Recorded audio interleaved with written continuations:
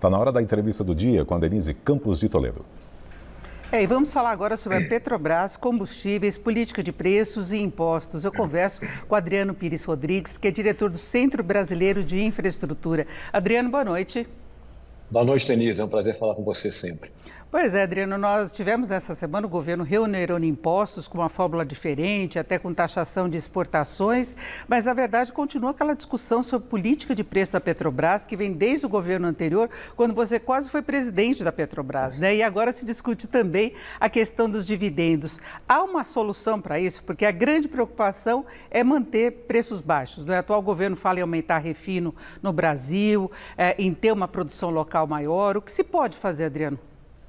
Olha, Denise, eu acho que a solução, a gente até conversou outras vezes sobre isso, né? A solução não está na Petrobras, a solução está no governo e no Congresso Nacional, né?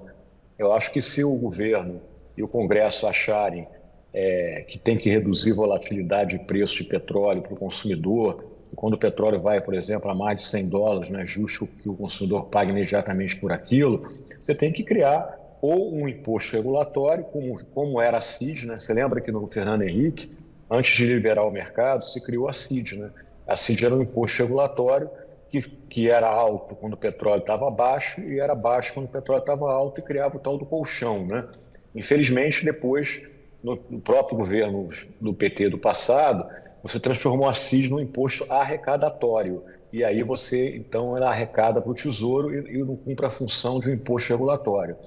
Ano passado se discutiu muito a criação também de um fundo de estabilização, né? O Congresso aprovou um fundo de estabilização, aonde os recursos desse fundo, né, viriam do royalties, do dividendo, enfim, uma receita da indústria do petróleo e do gás.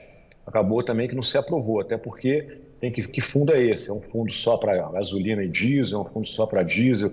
Só para gasolina e diesel envolve muito dinheiro, dependendo também de qual critério você vai adotar. Eu vou reduzir 10% do preço do mercado para o consumidor não pagar, 20%, 30%.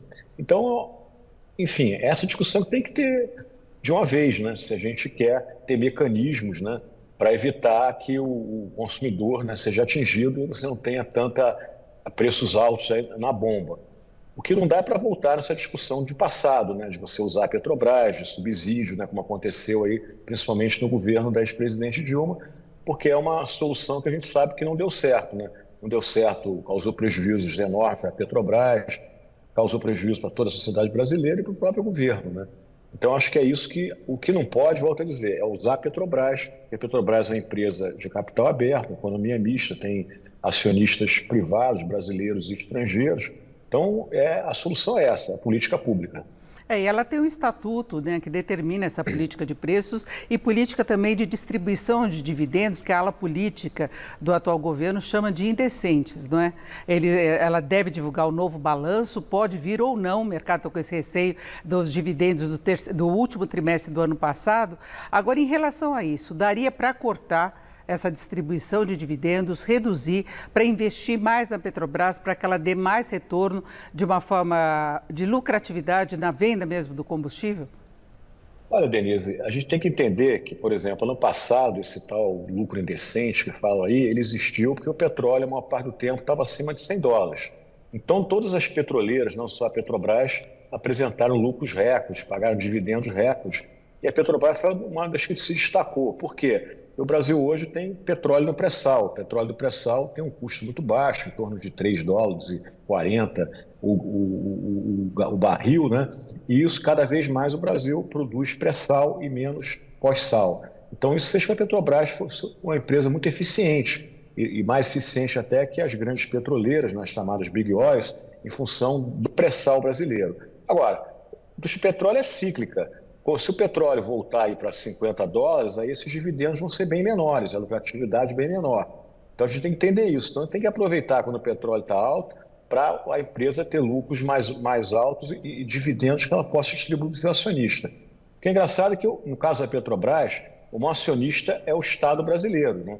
Então, quanto maior o dividendo, mais o Estado também leva dinheiro, leva a sua parte. Ano passado, a Petrobras bateu o recorde, volto a repetir, de dividendo que foi para o Tesouro Nacional e, além disso, também pagou muito imposto. O setor de petróleo e gás, ano passado, acho que recolheu algo como 170 milhões, né, para o Tesouro Nacional. Foi o setor da economia que mais colocou receita na mão do Tesouro Nacional. Sem falar também do que eles pagam, né, de royalties, de participações especiais para estados e municípios produtores, né? O Rio de Janeiro, por exemplo, se não fosse o petróleo, estava numa situação econômica muito mais complicada do que já está, né? Então, eu acho que, se você for olhar dividendo, a Petrobras pode sim, a nova gestão pode pegar o dividendo e pagar menos ao acionista, mas tem um limite, tem uma regra também, como você falou, que está no Estatuto Social, e ele pode pegar esse dividendo e investir, né, em ser outro, sei lá, em energia verde, energia eólica offshore. E tem que tomar cuidado que se esse investimento tem uma taxa de retorno que o acionista acha interessante, né? Porque senão aí você está usando o dividendo não para gerar mais lucro, né, para a empresa, e sim para causar prejuízo, ou pode usar o dividendo até por razões políticas. Lembra quando se quis construir refinarias lá no Nordeste, Maranhão, aquela refinaria de Pernambuco que custou 10 vezes mais? Ali você usou o dividendo da Petrobras por critério político, queria agradar o governador, queria agradar não sei mais quem, e acabou, quer dizer, com um sobrepreço fantástico, e deu a confusão que a gente viu aí nos anos passados. Essa questão, por exemplo, de o petróleo no ano passado ter garantido dividendos maiores porque ele estava mais caro, até serve como justificativa para esse questionamento dos preços, né? Se o Brasil está tendo um bom retorno com vendas do petróleo, por que ele não pode aumentar a produção? E sempre fica esse questionamento. O Brasil é autossuficiente? Não é? Eu sei a explicação, mas é uma tecla que se bate muito, não é? Inclusive por parte do governo, que o Brasil pode produzir demais no pré-sal e garantir o abastecimento mais barato. Não, isso é outro erro, né, que se comete, né? Veja que petróleo é uma commodity, né? E as empresas de petróleo se financiam muito com dólar, né? Porque os investimentos são muito dolarizados, compra de plataforma, aluguel de navios. Então, se você começa a vender petróleo mais barato no Brasil, com o mercado internacional, você tira a receita da Petrobras e ela começa, então, a não ter dinheiro para investir na exploração e produção, e começa a cair, né, o volume de petróleo explorado e produzido no Brasil. Foi o que aconteceu com a Venezuela, por exemplo. A Venezuela começou a vender gasolina, diesel, todos os derivados muito barato. A receita dela caiu ao tal ponto que ela, hoje, a Venezuela, que já produziu 3 milhões de barris dia, como o Brasil produz hoje, deve produzir hoje algo em torno de 800, 700. A gente nem sabe o número correto, porque também a estatística lá falha muito. E outra coisa, se você não tiver receita da venda dos derivados, você vai sim pedir empréstimo para poder bancar lá os investimentos de exploração e produção. E tem limite de empréstimo. Lembra que lá, quando você subsidiou muito a gasolina e o diesel no Brasil, a Petrobras passou a ter que pegar dinheiro em banco. E passou a ter a maior dívida corporativa do mundo. Chegou quase a 150 bilhões de dólares, né? Isso aí deixou a empresa, do ponto de vista econômico e financeiro, vamos dizer assim, quebrada, entre aspas, né? Então você tem que tomar uma série de atitudes depois para recuperar esses indicadores econômicos financeiros. Então, o que eu volto a dizer a você, eu acho que se quiser vender gasolina, diesel, derivados de petróleo mais barato na bomba, você tem que ter política pública. Agora, temos que discutir isso no Congresso Nacional. Faz sentido a gente subsidiar, gastar dinheiro com combustível fóssil? Não sei, pode ser que sim. Então, acho que tem que ter um discurso aí aberto, transparente, democrático. Agora, não pode usar a Petrobras, porque senão você está criando problemas que a gente sabe as consequências que vão vir aí pela frente, dado que já tivemos uma experiência muito mal sucedida. Até essa taxação que foi anunciada para compensar uma parte do que não se reonerou dos combustíveis ainda terá de passar pelo Congresso, né? Não, veja bem, é uma MP, né? Então ela vai ter durabilidade de 4 meses. Mas pode ser rejeitada. Pode. Aí, no final de 4 meses, tem 2 cenários. Ela pode caducar, a MP, então volta tudo o que era antes, inclusive o PIS/COFINS da gasolina, em vez dos 47, volta lá para os 69, que era quando, lá em maio do ano passado, o presidente Bolsonaro, o ex-presidente Bolsonaro, zerou o PIS/COFINS dos combustíveis. E agora, também ele pode, o Congresso, transformar a MP em lei. Aí, quando o Congresso for transformar a MP em lei, ele vai discutir se ele bota na lei que vai existir imposto de exportação no Brasil ou essa medida do governo vai ter fim.